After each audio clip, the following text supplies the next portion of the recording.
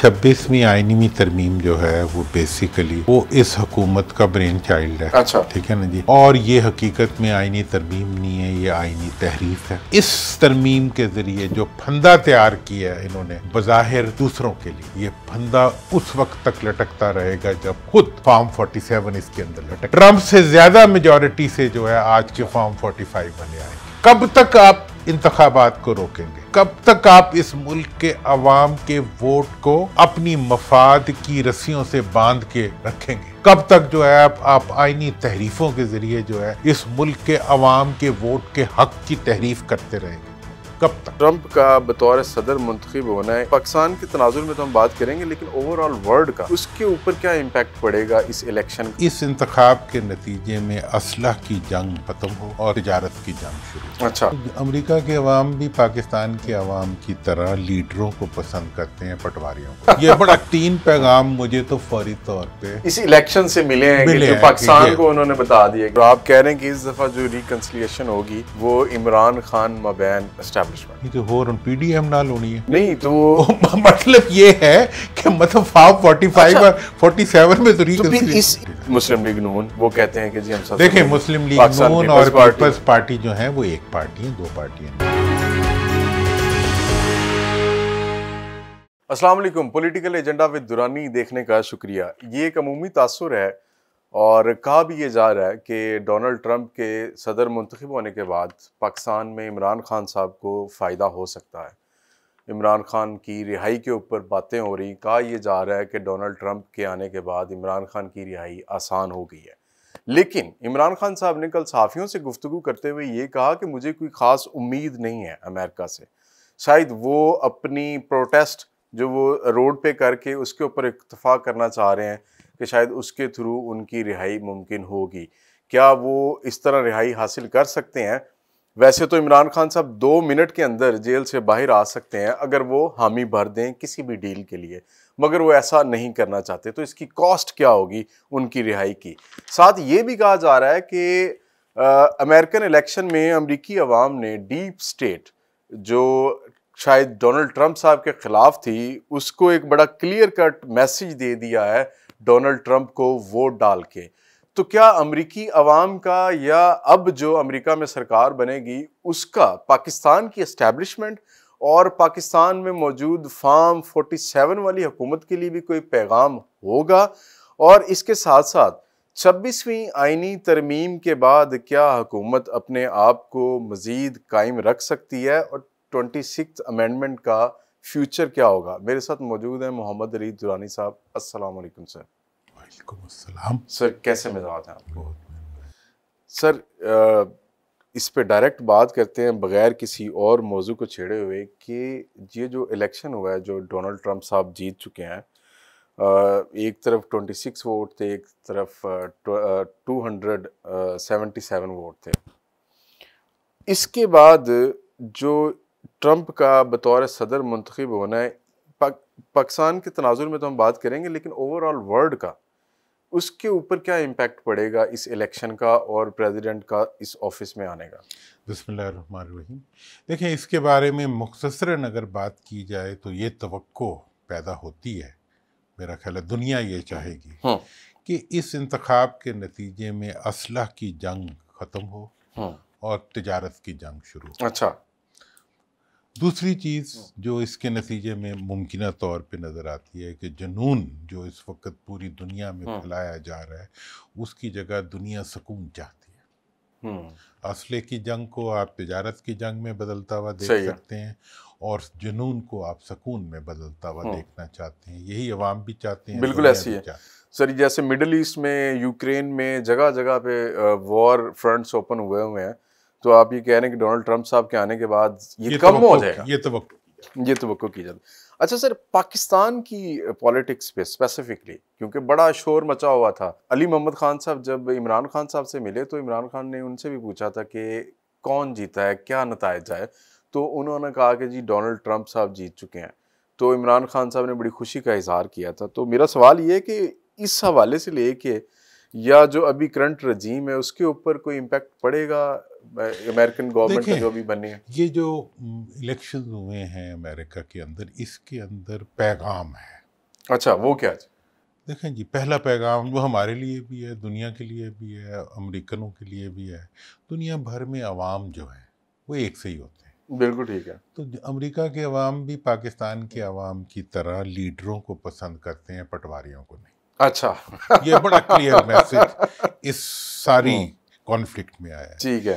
دوسری چیز جو سامنے آئی ہے وہ یہ ہے کہ حکومتی طاقت یا پیسے کے زور پہ خریدے ہوئے میڈیا ہاؤسز اور چابی والے دانشور جو ہیں نہیں بچا وہ کسی ہارے وہ کو جتا نہیں سکتے، نہیں جتوا سکتے۔ اور ٹھیک ہے۔ تیسری چیز جو اس میں سامنے آتی ہے کہ دنیا میں جو قوتیں سپر پاور بنتی ہیں اس کی ایک وجہ ہوتی ہے یقیناً اچھا کہ وہ اپنی عوام کی رائے کا احترام کریں، اپنے لیے بھی احترام سمجھتی۔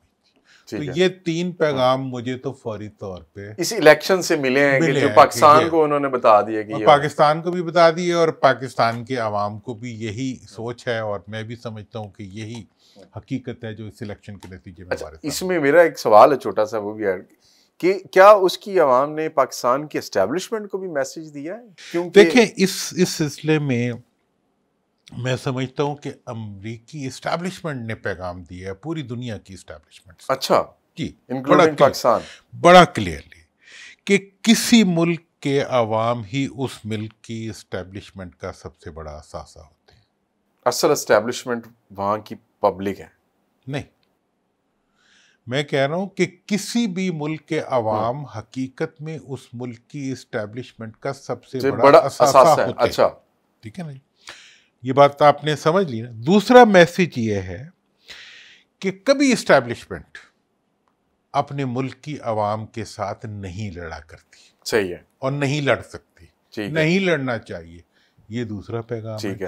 اور تیسرا پیغام یہ ہے کہ اسٹیبلشمنٹ کو سیاسی پارٹیوں کی جنگ میں غیر جانبدار رہنا ہی ان کی طاقت اور ان کی قبولیت کا ذریعہ بنتا ہے۔ اچھا، پھر میں دوبارہ کر دوں، کسی ملک کے عوام اس ملک کی اسٹیبلشمنٹ کا سب سے بڑا اثاثہ ہوتی ہے، نمبر 1۔ نمبر 2 یہ ہے کہ اسٹیبلشمنٹس کبھی اپنی عوام سے نہیں لڑا کرتی اور نہیں لڑ سکتی۔ ٹھیک ہے۔ اور تیسرا پیغام یہ ہے کہ اسٹیبلشمنٹس جو ہوتے ہیں وہ پولیٹیکل ڈیوائڈ کے اندر حصے دار نہیں بنتی، بلکہ وہ اپنے لیے ملک کے مفاد کے لیے حصے دار ہوتی۔ تو یہ تین پیغام جو ہیں وہ امریکن اسٹیبلشمنٹ نے بہت کھلے پوری دنیا کی اسٹیبلشمنٹ کو دیے۔ میرا خیال ہے ہماری اسٹیبلشمنٹ کے لیے بھی یہ بڑا کھلا پیغام۔ اچھا، اگر یہ پیغام ہے تو اس کے بعد پھر ایک بات ہمیں سمجھائیں جی کہ اس حکومت کا فیوچر تو ہم بعد میں ڈسکس کرتے ہیں، پھر اس حکومت کے پیچھے کھڑی ہوئی اسٹیبلشمنٹ کا مستقبل کیا ہے؟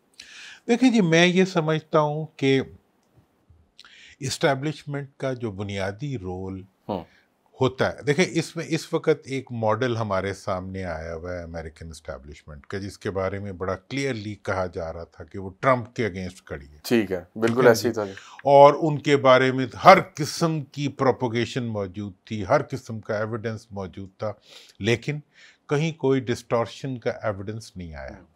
یہ ڈیپ پاکٹس نے پینٹ کیا کہ اسٹیبلشمنٹ، جیسے ہم اپنے ملک میں بھی کہتے رہے ہیں کہ یہاں پہ ہماری سیاسی مفادات رکھنے والی قوتوں نے جنہوں نے حکومت بنائی ہوئی تھی، انہوں نے پوری کوشش کی کہ پاکستان کی اسٹیبلشمنٹ کو اور پاکستان کی عوام کو لڑا، لیکن وہ نہیں ہوا۔ اب جو میں آئندہ دیکھ رہا ہوں، اسٹیبلشمنٹ، امریکن اسٹیبلشمنٹ نے یہ پیغام دیا ہے کہ اسٹیبلشمنٹ کا بنیادی رول جو ہوتا ہے وہ یہ ہوتا ہے کہ انہوں نے ریکنسلیٹری رول پلے کرنا۔ ٹھیک ہے، میں تو آپ کو پتا ہے الیکشن کے پہلے سے ریکنسلیشن، پولیٹیکل ریکنسلیشن اور اس کی بات کر رہا ہوں کہ جی اس کے علاوہ پاکستان کو آگے لے جانے کا کوئی راستہ نہیں، اور راستہ ہے ہی نہیں۔ اور میں آپ کو بڑی انٹرسٹنگ ایک ہسٹورک فیکٹ اس وقت بتانا چاہوں گا۔ اچھا، کہ پاکستان کے ریسنٹ پاسٹ میں، اس سے بہت پیچھے ہم نہیں جاتے، ہم 88 میں بھی جا سکتے ہیں باقی، لیکن 2001 میں اگر آئیں اور 12 میں آئیں تو میاں صاحب کی جو ریکنسلیشن ود اسٹیبلشمنٹ ہوئی تھی، جس میں وہ ملک سے باہر چلے گئے تھے، وہ امریکن انفلوئنس پہ ہوئی تھی۔ مطلب یہ ہے کہ امریکن اسٹیبلشمنٹ نے میاں صاحب کی پاکستان کی اسٹیبلشمنٹ سے ریکنسیلیشن کرا کے انہیں ملک سے باہر جانے کا ایگریمنٹ کرایا، جو کہ آپ کوئی چھپی ہوئی بالکل حقیقت ایسی نہیں ہے۔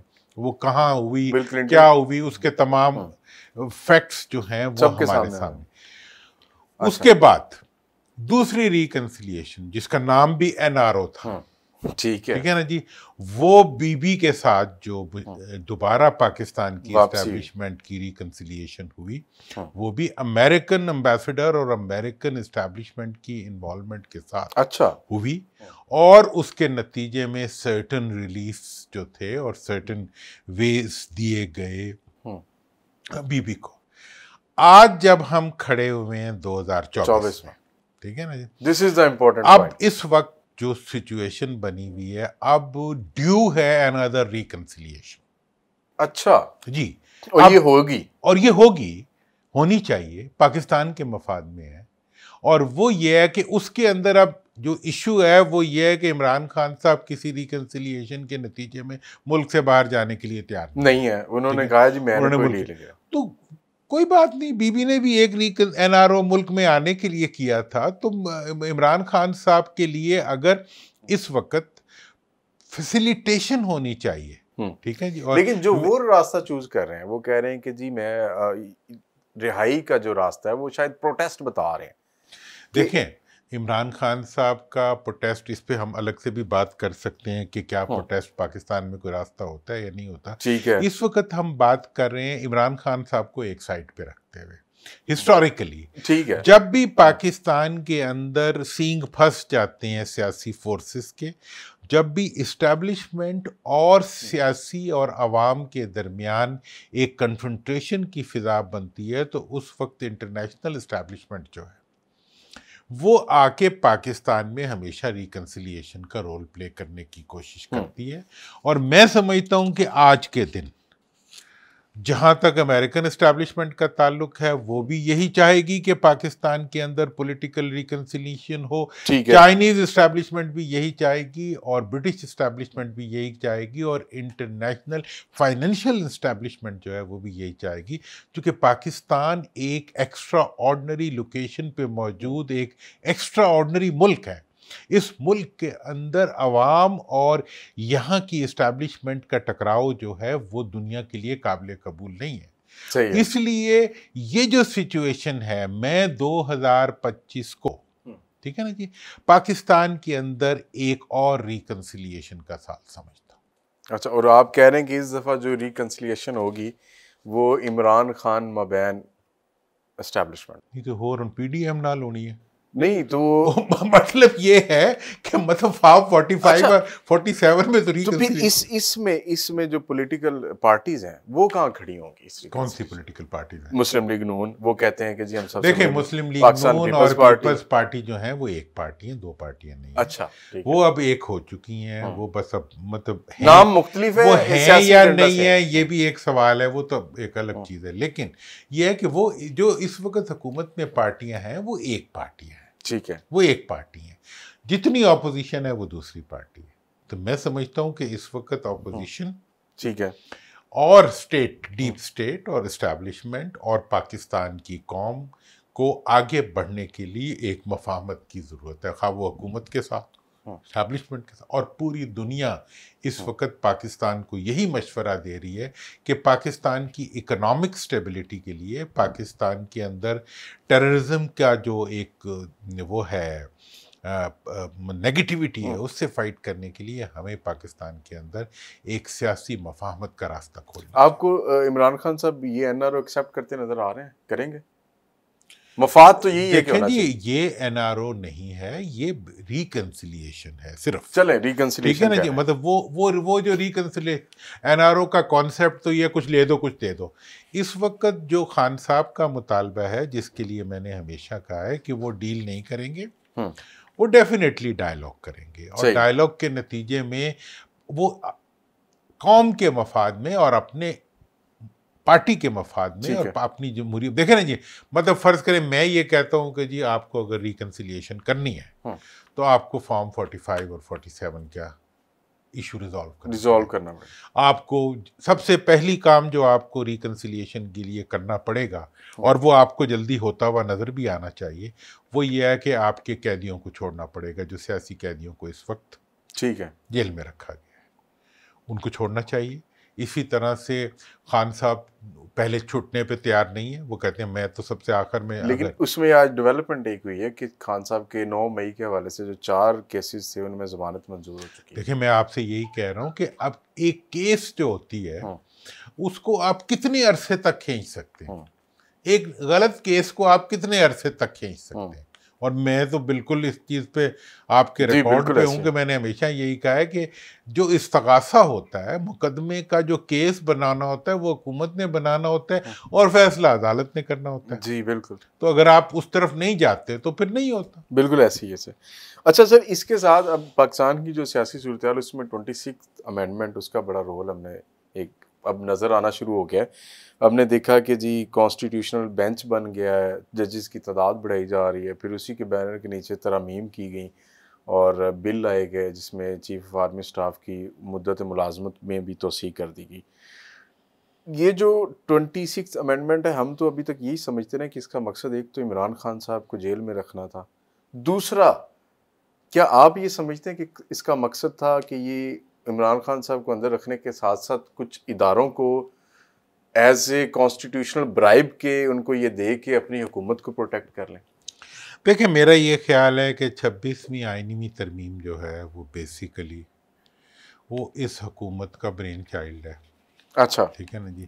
اور یہ حقیقت میں آئینی ترمیم نہیں ہے، یہ آئینی تحریف ہے. ٹھیک ہے. ٹھیک ہے جی. اس وقت تک یہ سیٹل ڈاؤن نہیں ہوئی، ابھی ریٹل کر رہی ہے. ٹھیک ہے. ٹھیک ہے جی.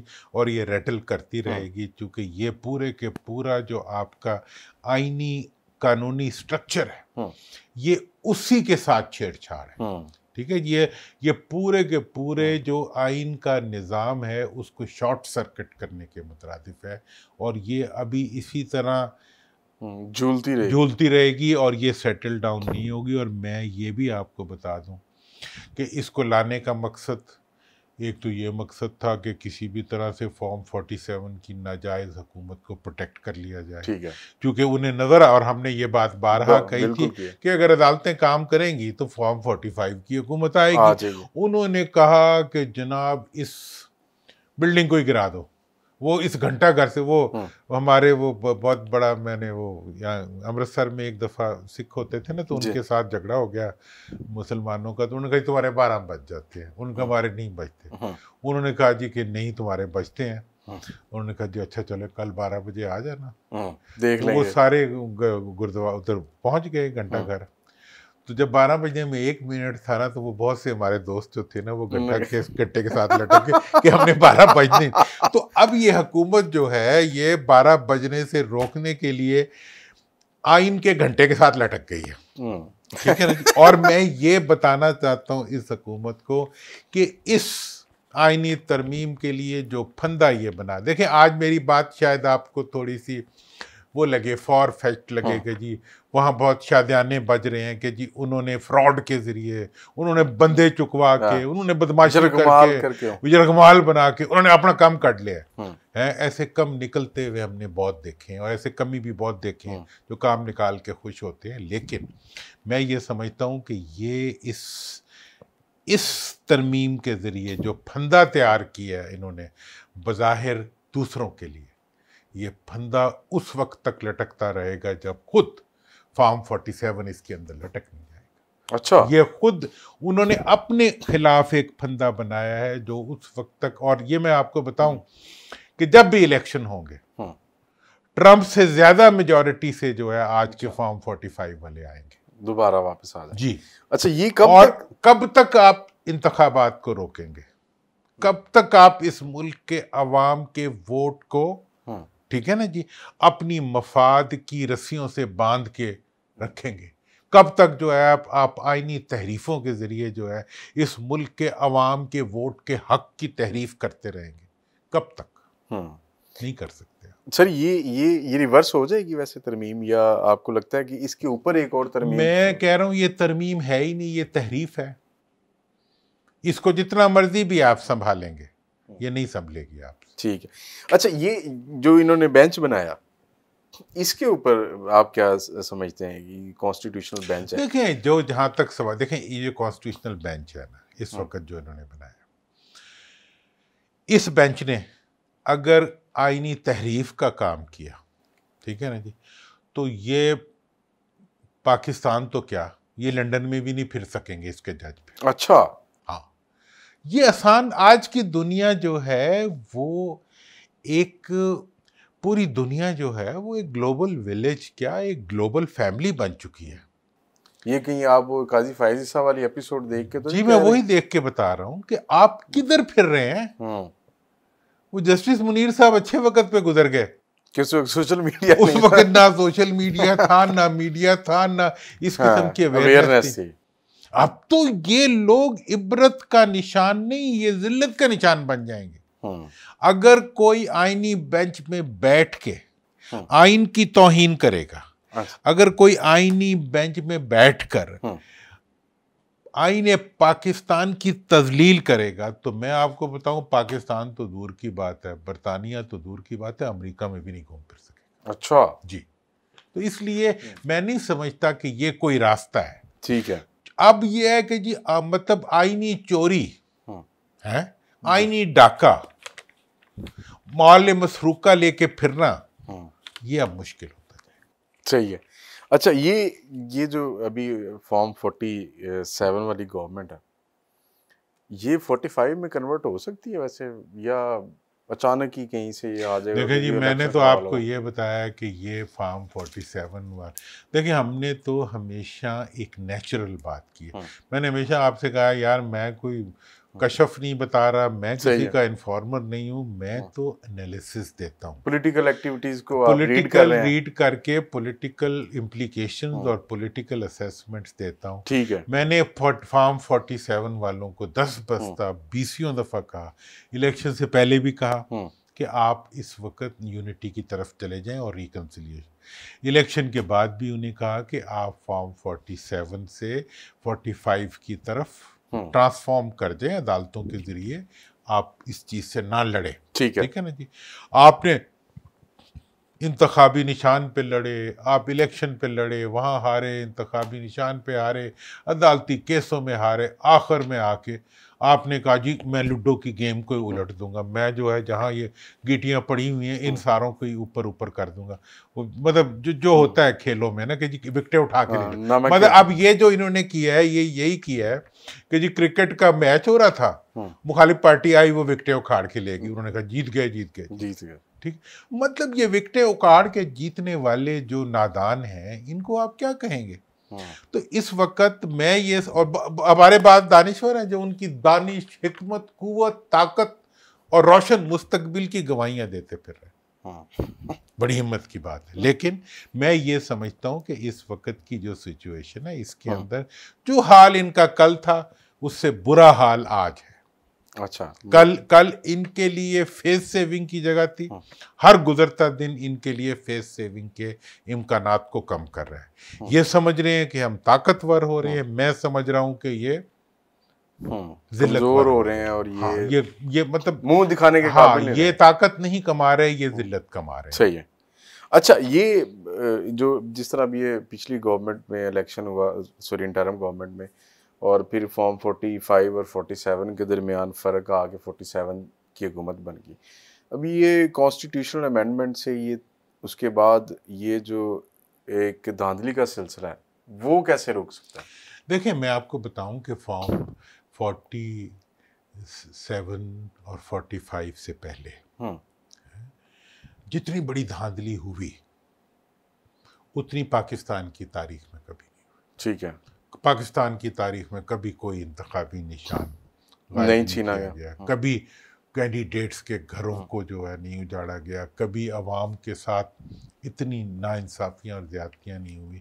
اس کے باوجود یہ الیکشن کے نتائج اپنی مرضی کے نہیں لے سکے. ٹھیک ہے. میں اس وقت آپ کو یہ پریڈکٹ کرتا ہوں کہ آج کی صورتحال میں پی ڈی ایم کی قیادت جو ہے وہ پاکستان میں الیکشن کیمپین نہیں کر سکے. اچھا دھاندلی تو دور کی تو دھاندلی کا تو سوال ہی نہیں پیدا ہوتا جو کہاں کیمپین کریں گے, کہاں جلسہ کریں گے؟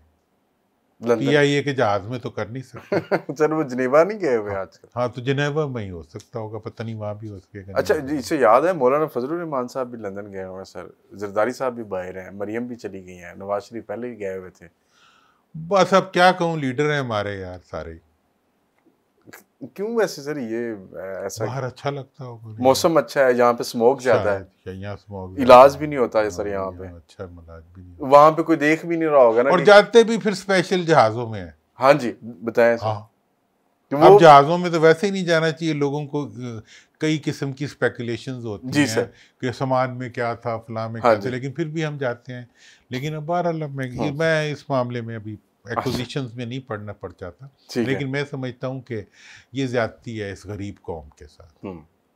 اچھا سر, ہمارے ویسے جج صاحبان کو بھی اس وقت تھوڑا خیال کرنا چاہیے. سر کل جو مرات ان کو دی گئی ہیں نا, انہیں چاہیے کہ وہ ان مارات کو شکریہ کے ساتھ 68,000 سے 3 لاکھ اور پھر 3 لاکھ سے 8 لاکھ سیدھا انہیں چاہیے کہ وہ ان مارات کو واپس کر شکریہ کے ساتھ واپس کر دیں, اور انہیں کہیں کہ جی اس وقت جو ہماری قوم کی حالت ہے, جب ملک کی معاشی حالت ٹھیک ہو جائے گی تو ہم لے لیں گے, ابھی نہ کریں. اس وقت یہ رشوت لگتی ہے سر. ہاں, گورنمنٹ کی انٹینشن تو شاید یہی ہوں گی. تو میں یہ کہہ رہا ہوں کہ اس لیے یہ بات جو ہے, اور پھر میں ویسے آئندہ انتخابات کی آپ نے بات کی, میں یہ بتا دوں آئندہ انتخابات جو ہیں قومی, صوبائی اور بلدیاتی انشاءاللہ اکٹھے. اچھا, یہ بڑی خوشخبری. اور جب اکٹھے ہوں گے تو پھر دھاندلی نہیں ہو سکے گی, وہ زیادہ وہ کھپئیے والا بھی. اور یہ بھی میں آپ کو بتا دوں کہ اگلے انتخابات میں امریکی آبزرور بھی یہاں پہ ہوں گے, برطانوی آبزرور بھی یہاں پہ ہوں گے, چینی آبزرور بھی یہاں ہوں گے, پوری دنیا کے آبزرور جو ہیں یہاں بیٹھے ہوں گے. آپ کے لیے دھاندلی کرنا ممکن نہیں ہوگا. سر اصل حاکم بھی تو یہاں پہ ہی ہوں گے نا. وہ کون ہے سر؟ جو فارم 47 والی حکومت جنہوں نے بیک پہ جو کھڑے ہیں. وہ تو اب آپ جتنی مرضی کہانیاں بنا لیں, کوئی بھی بنا لے, حکومت بنا لے, اصل میں تو حکومت خود ہی جس نے آنا ہوتا ہے, ساری سازشیں وہ خود ہی کر رہی ہوتی ہے کہ ساڈے مگران ہے, ساڈی گل ہوگی, ساڈی گل ہوگی. دیکھیں جی, یہ والا معاملہ جو ہے, جو حکومت میں آیا ہے وہ بھولا ہے, اس نے چوسنی لی ہوئی ہے, روٹی کو چوچی کہتا ہے, اسے بالکل پتہ نہیں تھا, اس کو زبردستی لا کے جو ہے وہ کرسی پہ بٹھا دیا گیا, اور کسی نے آ کے بندوق کے زور سے اس کو کرسی پہ بٹھا. This is what they are seeing. میں سمجھتا ہوں کہ جو بیٹھا ہوا ہے وہ زیادہ وہی مجرم ہے, اسی کا ہی اثر. اچھا سر, مجرم سے یاد آیا, خان صاحب کے اوپر بڑے سارے کیسز ہیں, آج 4 میں ضمانت بھی ہوئی ہے ویسے, تو آپ کو کوئی امید ہے خان صاحب کی اب جو ڈونلڈ ٹرمپ صاحب بھی آ گئے ہیں رہائی کے حوالے؟ دیکھیں, ڈونلڈ ٹرمپ صاحب کی میں نے جو سارا بیک گراؤنڈ ہے آپ کو بتا دیا. جی, میں نے امریکن اسٹیبلشمنٹ کا بیک گراؤنڈ آپ کو بتا دیا, پاکستان کی سیاست میں امریکن انوالومنٹ کی میں نے بات آپ کو بتا دی. میں نہیں سمجھتا کہ یہ عمران خان صاحب کے ساتھ زیادتی ہوگی کہ ان کی اتنی اسٹرگل کو, ساری اسٹرگل کو لے جا کے ٹرمپ صاحب کی جھولی میں ڈال دیا جائے. ہمارے بعض دوستوں کا نے پازیٹیولی اس کو انٹرپریٹ کیا ہے کہ وہ ان کے ساتھ ایک تعلق ہے, اس کا سب کچھ ہے, لیکن میں نہیں سمجھتا کہ ٹرمپ کی آنے کی وجہ سے جو کچھ عمران کو کچھ مل جائے گا جو نہیں ملنا تھا. عمران خان کو جو کچھ ملے گا وہ اس نے ارن کیا ہوا ہے, اس نے پبلک پاپولیرٹی ارن کی, ٹھیک ہے, وچ از اسٹیئنگ ود ہم. لیکن دا تھنگ از کہ وہاں پہ ان کی کانگریس میں وہ لیٹرز آتے ہیں, ممبران کے دستخط کیے ہوئے خطوط دیے جاتے ہیں کہ جی وہاں پہ جو الیکشن ہوا وہ ٹھیک نہیں تھا, اس میں دھاندلی ہوئی, پھر ایک لیڈر کو غیر قانونی طور پہ آپ نے قید رکھا ہوا ہے, پھر پاکستان تحریک انصاف کے لوگ وہاں پہ جیسے زلفی بخاری صاحب, جیرڈ کشنر کے ساتھ ان کی شاید اچھی الیکس ہے, تو یہ بڑا تاثر مل رہا ہے. دیکھیں, یہ سارے تاثر جو ہیں, دیکھو جو مشکل میں ہوتا ہے اس کے رشتے دار, بھائی, دوست, اس کے لیے سب کچھ ایفرٹ کر رہے ہوتے ہیں, وہ بھی کر. اچھا, پاکستانی جو باہر ہیں اس وقت, وہ ایک بہت بڑا پریشر گروپ بن چکے ہیں. ٹھیک ہے, اوورسیز پاکستانیز جو ہیں, اور وہ سارے کے سارے جو ہیں وہ مطلب عمران خان صاحب کی فارچون ہے کہ وہ سب کے سب اس کے ساتھ ہیں. ٹھیک ہے, ٹھیک ہے نا جی. وہ ایک قسم کی وہ پاکستان کی لابی بھی ہیں اور وہ پی ٹی آئی کی لابی بھی ہیں, اور وہ سارے کے سارے ان کے لیے سوچتے ہیں, لیکن وہ پاکستان کے لیے سوچتے ہیں. اس لیے ان کو آپ یہ نہیں کر سکتے, کوئی مطلب کسی کا ایجنٹ نہیں بنا سکتے. وہ پاکستان کے ایجنٹ ہیں اور پاکستان کے ہی رہیں گے. لہٰذا یہ ساری جو ہے یہ پاکستان کی سٹرینتھس ہیں, اور انشاءاللہ ایک دن پاکستان ان کو اپنے فائدے کے لیے استعمال کرے. خان صاحب گھبرا ہو رہا تھا. دیکھیں خان صاحب کی اس وقت جو رہائی کے راستے میں جو مقدمات ہیں جی سر, وہ تو ریت کی دیوار ہے, لیکن وہ پھر بھی ٹھیک ہے جی. اب جو باقی رہ گیا ہے وہ دباؤ, ٹھیک ہے, حکومتی دباؤ, جس دباؤ کے تحت جو ہے حکومت ان کو زبردستی اندر رکھنا چاہ رہی ہے. بالکل ٹھیک ہے. اس کے بارے میں اب 2 اوپینینز ہیں جو اس وقت پی ٹی آئی میں چل رہے ہیں. اچھا.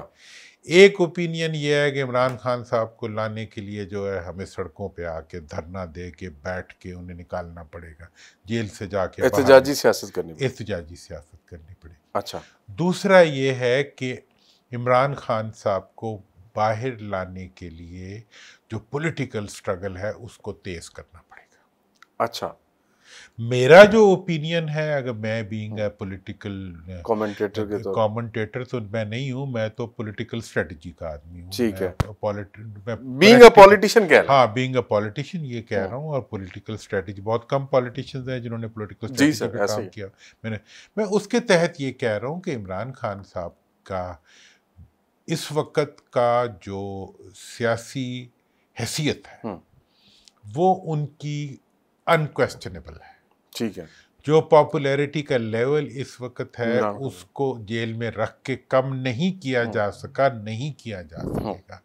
ٹھیک ہے نا جی. لہٰذا ہاتھ کنگن کو آرسی کیا. اب یہ ایشو تو ادھر ریزالو ہو گیا. اب یہ ہے کہ عمران خان صاحب کی آئندہ کی پولیٹیکل حکمت عملی ان کی پارٹی کی اور ان کی کیا ہونی چاہیے.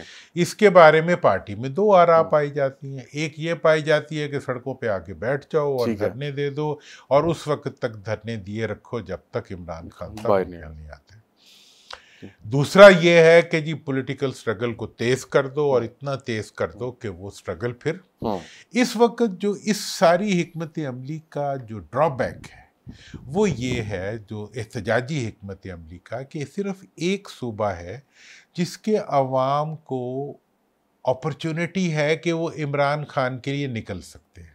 ٹھیک ہے. پنجاب جو ہے جس میں سب سے زیادہ پاپولیرٹی ہے ان کی, یہاں کی پولیس اور یہاں کی حکومت کے دباؤ کے اندر اگر کوئی پی ٹی آئی کا ورکر ہلتا بھی ہے تو اس کو گھروں سے لوگ اٹھا کے لے جاتے ہیں. اس لیے ایسی ڈسٹارشن کے اندر سیاسی حکمت عملی ہی کام آیا کرتی ہے. سندھ میں بھی یہی کیفیت ہے. لہٰذا اس وقت, اور میں یہ آپ کو بتا دوں کہ پاکستان کے اندر احتجاج وہ احتجاج ہوتا ہے جو لاہور سے ہو. ٹھیک ہے. اور کسی جگہ والا, اور باقی سب احتجاج, باقی تمام احتجاج اپنی جگہ احتجاج ہوتے ہیں, لیکن جب پنجاب اور لاہور احتجاج کرتا ہے تو وہ واقعی احتجاج ہوتا ہے.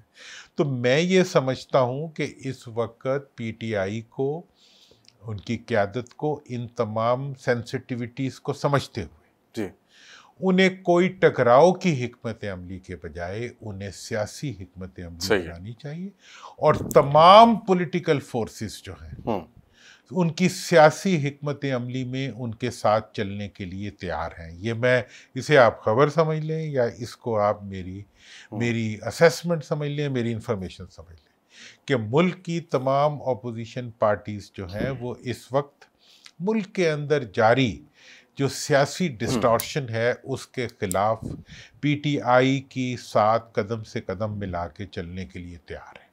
ٹھیک ہے. اس لیے ہمیں اس وقت یا پی ٹی آئی کو یا وہ قوتیں جنہیں پاکستان میں, کیونکہ جب آپ ٹکراؤ کی طرف جاتے ہیں, ٹکراؤ کے, دیکھیں بھٹو صاحب کے ٹکراؤ کے نتیجے میں بالکل جب لاہور نکلا تو بھٹو صاحب کی حکومت ختم ہو گئی. بالکل ایسے. لیکن پھر پی این اے کی حکومت تو نہیں آئی, پھر تو کچھ اور ہی آ گیا. تو لہٰذا ہر پروز اینڈ کونس دیکھنے چاہیے, فائدے اور نقصان دیکھنے چاہیے. اس وقت فائدہ, قومی فائدہ اس میں ہے, پی ٹی آئی کا فائدہ اس میں ہے کہ جمہوری پروسیس چلے. پی ٹی آئی کی کامیابی بیلٹ باکس سے نکلے گی, پی ٹی آئی کی کامیابی عوام کے ہاتھ سے نکلے گی. پی ٹی آئی کی کامیابی اور پی ٹی آئی کا زور پاکستان کے عوام ہے. ٹھیک ہے. اس لیے پاکستان کے عوام کے زور کے اوپر آگے بڑھنے والی حکمت عملی جو ہے وہی پی ٹی آئی کو سوٹ کرتی ہے. اچھا پی ٹی آئی کا مستقبل آپ کیا دیکھ رہے ہیں ابھی؟ کیا لگتا ہے آپ کو؟ پی ٹی آئی کا مستقبل تو پی ٹی آئی کا مستقبل جو ہے وہ پاکستان کے عوام ہے. ٹھیک ہے. پاکستان کے عوام جو ہیں وہ پی ٹی آئی کی لیڈرشپ کے ساتھ ہیں. اس لیے جو پی ٹی آئی کو تقسیم کرنا، پی ٹی آئی میں دڑے بنانا، یہ ساری کی ساری سیاسی نادانی کی باتیں ہیں. ٹھیک ہے. جنہیں سیاست کا پتہ نہیں ہے وہ یہ باتیں کرتے ہیں. کیونکہ جب لیڈرشپ متنازع نہیں ہے، وہ جب لیڈر ان کا نکلے گا وہ کہے گا جی ہاں جی عمر صاحب کو وہاں بٹھا دو، فلاں کو فلاں، سب لوگ اس کو مان لیں گے تو بات ختم. کون سی تقسیم؟ تو یہ جو تقسیم کی باتیں ہیں اور جو نقصان کی باتیں ہیں، یہ وہ بلی کو چھچڑوں کے خواب ہیں. ان بلیوں کو جو چوری کے چچڑے کھانا چاہ رہی ہیں وہ خواب دیں. بہت شکریہ سر آپ کے قیمتی وقت کا. درانی صاحب کے نزدیک جو مجھے سمجھ آئی کہ پاکستان تحریک انصاف عمران خان کے گرد گھومتی ہے، سیاسی دھڑوں سے کوئی فرق نہیں پڑے گا.